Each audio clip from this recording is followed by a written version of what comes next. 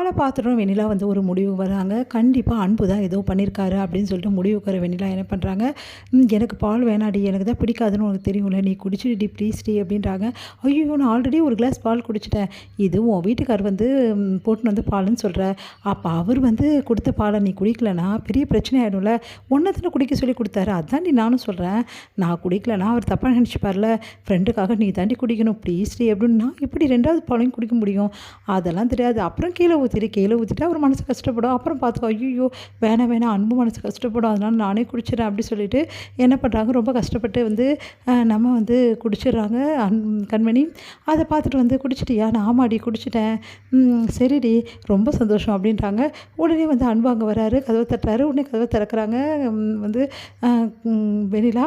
உடனே வந்து உன்னோட ரூமில் ஏசி ஓடுது, அப்புறம் ஏன் ஏசி ஓடலன்னு சொன்னேன் அப்படின்னு. ஓ சரி, நான் கவனிச்சிருக்க மாட்டேன் அப்படின்றாங்க. ஓ கவனிக்கலையா அப்படின்னு சொல்லிட்டு அப்படியே பார்த்து முறைக்கிறாரு. அடுத்து வந்து சரி கண்மணி, என் ரூமில் தான் ஏசி ஓடுதில்ல, நான் அங்கே போய் படுத்துக்கிறேன், ஒன்றும் பிரச்சனை இல்லை, இதுக்கப்புறம் நான் நடக்க வேண்டியதெல்லாம் நடந்துடுச்சு அப்படின்னு சொல்லிட்டு சந்தோஷமாக போகிறாங்க. அதை பார்த்துட்டு அன்பு யோசிக்கிறாரு. உடனே கண்மணி வந்து ஏங்க அப்படின்றாங்க. என்ன கண்மணி அப்படின்னோடனே, நான் உங்கள் மேலே எவ்வளோ அன்பு வச்சுருக்கேன் தெரியுமா, எவ்வளோ ஆசை வச்சு தெரியுமா, உங்களை எனக்கு ரொம்ப பிடிக்குங்க அப்படின்னு சொல்லிட்டு நிறைய விஷயங்கள் எல்லாம் சொல்லிகிட்ருக்காங்க. அதெல்லாம் கேட்டால் வந்து அன்பு வந்து எனக்கு தெரியும் கண்மணி அப்படி சொல்கிறாரு.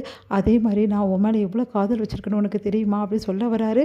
உடனே வந்து அப்படியே வந்து மயங்கி வந்து கீழே வந்து அப்படியே தூங்கி சரிகிறாங்க கண்மணி. இவன் என்ன இப்படி தூங்குறா அப்படின்னு சொல்லிட்டு அப்படியே வந்து கட்டில் சாய்ச்சி படுக்க வைக்கிறாரு, போத்தி விடுறாரு, கையை பிடிச்சி இழுக்கிறாங்க கண்மணி.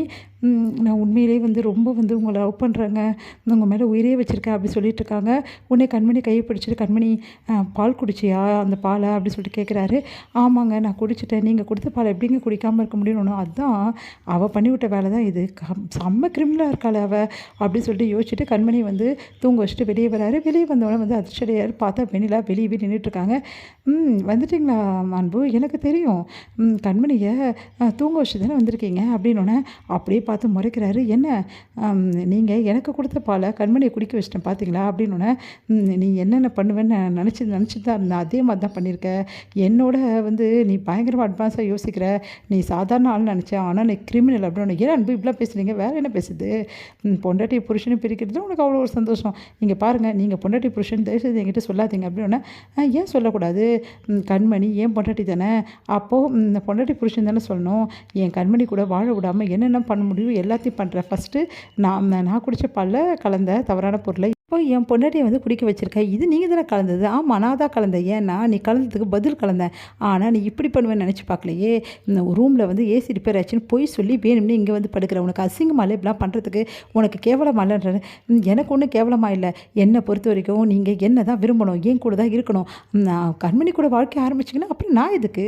இங்கே பாருங்கள், தேவையில்லாதெல்லாம் வந்து பண்ணாதீங்க, நான் சொல்கிறத கேட்டு ஒழுங்காக இருங்க, ஒழுங்காக கண்மணிக்கிட்டே எல்லா உண்மையும் சொல்லிவிட்டு நம்ம 2 பேரையும் கல்யாணம் பண்ணிப்போம் அன்பு அப்படின்னோடனே. வாய மூடு, என்ன பேச்சு பேசுகிற, கண்மணி தான் எனக்கு எல்லாமே, நீ வந்து எங்களை வந்து பிரிக்கிறதுக்காக இந்த வேறு விஷயம்லாம் பண்ணால் நான் உடனே வந்து உன் கூட சேர்ந்துருவேனா, நீ என்ன பண்ணாலும் சரி என்னையும் என் கண்மணியும் பிரிக்கவே முடியாது.